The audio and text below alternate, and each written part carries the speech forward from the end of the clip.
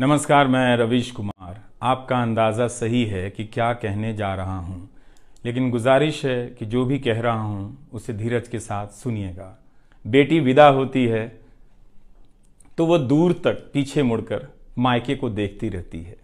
मैं इसी स्थिति में हूँ, अभी मुड़कर देख लेने दीजिए, फिर कभी विस्तार से एनडीटीवी की बात करूँगा। आज की शाम एक ऐसी शाम है जहाँ चिड़िया को उसका घोंसला नज़र नहीं आ रहा, क्योंकि कोई और उसका घोंसला ले गया है, मगर उसके सामने थक जाने तक एक खुला आसमान जरूर नजर आ रहा है। इस बात की सहानुभूति मुझसे ना रखें कि मैं चिट्ठी छांटता था। मैं उनकी तरह नहीं हूं कि अचानक चाय बेचने की बात करने लग गया। उतर रहा हूं जहाज से, बात कर रहा हूं चाय बेचने की।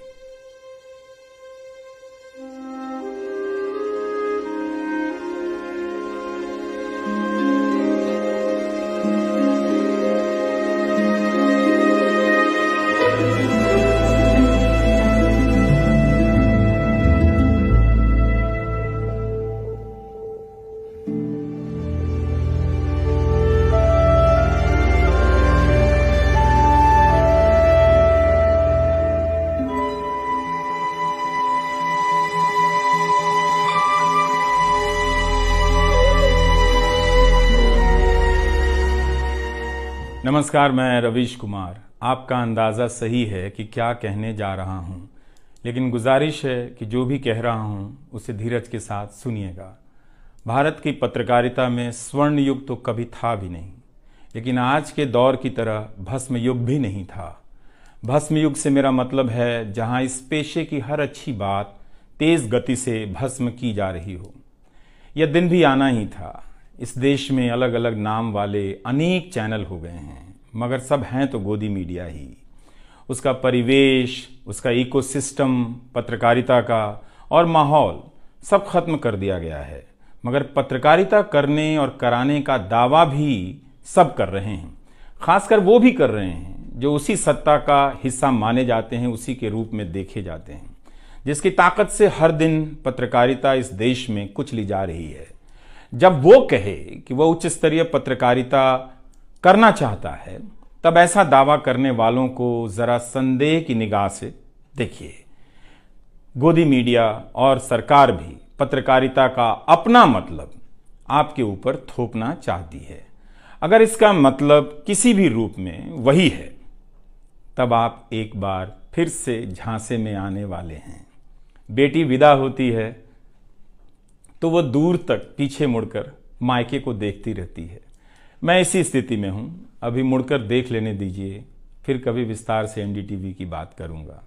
लोगों के बारे में और एनडीटीवी के बारे में, डॉक्टर रॉय, राधिका रॉय के बारे में भी। मैं कई लोगों की प्रतिक्रियाएं पढ़ रहा था। बहुत सी बातें तो मुझे आज ही पता चली। हैरानी हुई कि हर किसी के पास एनडीटीवी का एक अलग ही किस्सा है। वाकई उन 27 वर्षों के बारे में ठहर कर और संभल कर बात करने की ज़रूरत है। एनडीटीवी ने एक चीज़ सिखाई कि टीवी में और टीवी का एक ही मतलब होता है, टीम। एंकरों के स्टार बनाए जाने के बाद यह धारणा टूट गई, मगर आज भी टीवी के बुनियाद में यही है कि जितनी अच्छी टीम होगी उतना अच्छा काम होगा। अभी इस बात को यहीं रहने देता हूँ, कभी किसी और वक्त के लिए, तब जब आप भावुक ना हों, तब जब मैं भावुक ना हूं कि एनडीटीवी छूट रहा है। आज की शाम एक ऐसी शाम है जहां चिड़िया को उसका घोंसला नजर नहीं आ रहा, क्योंकि कोई और उसका घोंसला ले गया है, मगर उसके सामने थक जाने तक एक खुला आसमान जरूर नजर आ रहा है। तो खैर, उसके बाद अनुवादक बना और कई पत्रकारों की रिपोर्ट का अंग्रेजी से हिंदी में अनुवाद करता रहा। इसके बाद मैं रिपोर्टर बन गया और फिर मेरी दैनिक रिपोर्ट की अलग यात्रा शुरू होती है। रवीश की रिपोर्ट से काफ़ी कुछ सीखने को मिला। तो इस तरह से यह एनडीटीवी में ही संभव हुआ कि एक चिट्ठी छांटने वाला इसके एक चैनल का ग्रुप एडिटर, समूह संपादक बनता है और आज उसे छोड़ रहा है, इस्तीफा दे रहा है। बहुत बड़ी बड़ी शक्तियां पीछे खड़ी हैं इस एक पत्रकार के पीछे। तो स्वाभाविक है कि ये नौबत आनी थी, इसका अंदाज़ा मुझे पहले भी था, लेकिन जिस दिन आता है उस दिन अच्छा तो नहीं लगता है। लेकिन मैं आपसे यह भी कहना चाहता हूं कि जब भी मेरे बारे में मूल्यांकन करें, इस बात की सहानुभूति मुझसे ना रखें कि मैं चिट्ठी छांटता था। मैं उनकी तरह नहीं हूं कि अचानक चाय बेचने की बात करने लग गया।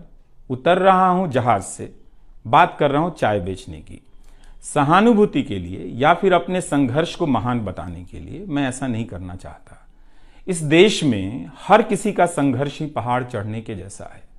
आप एम्स के बाहर मरीज जो खड़े हैं, उनके परिजन जो खड़े हैं, उनसे मिल लीजिए। आपको पता चल जाएगा कि उनकी चुनौतियां कितनी बड़ी हैं और आपका दुख कितना कम है, छोटा है। लेकिन आज के दिन मैं आप सभी के बीच दर्शकों की बात करना चाहता हूं। इस दौर में कुर्सी पर बैठे किरदारों को टूटते हुए देखा, सबने देखा। संस्थाओं को भस्म होते देखा, आपने देखा। नफरती तूफान में लोगों को भटकते देखा। मगर मैंने इसी दौर में एक नई संस्था भी बनते देखी है। वह संस्था है जनता की संस्था, दर्शकों की संस्था। दर्शक ही अपने आप में इंस्टीट्यूशन बन जाते हैं। आप दर्शकों की संख्या भले कम है, मगर आप दर्शकों ने मिलकर जर्जर किए जा रहे इस लोकतंत्र में जनता नाम की संस्था का पौधा सूखने से बचा लिया। एनडीटीवी में मुझे जब भी अवसर मिला, मैंने जान लगा दी।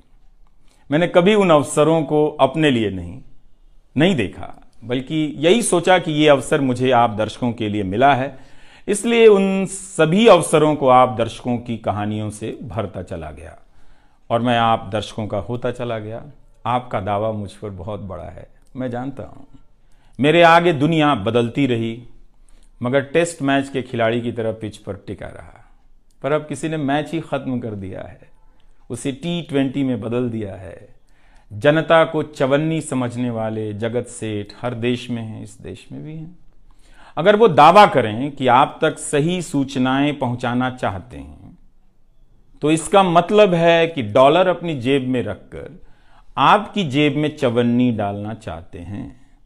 पत्रकार एक खबर लिख दे तो जगत सेठ मुकदमा कर देते हैं और फिर सत्संग में आकर प्रवचन भी देते हैं कि वे पत्रकारिता का भला चाहते हैं। कानून की आड़ में अब अधिकार कुचले जा रहे हैं, अभिव्यक्तियों को रौंदा जा रहा है ताकि सारे अवैध काम वैध नजर आए। इस समय मेरे रास्ते निश्चित नहीं हैं, निश्चित हैं तो सिर्फ हौसला है। उसका भी क्या भरोसा, कभी आसमान में होता है, कभी पाताल में।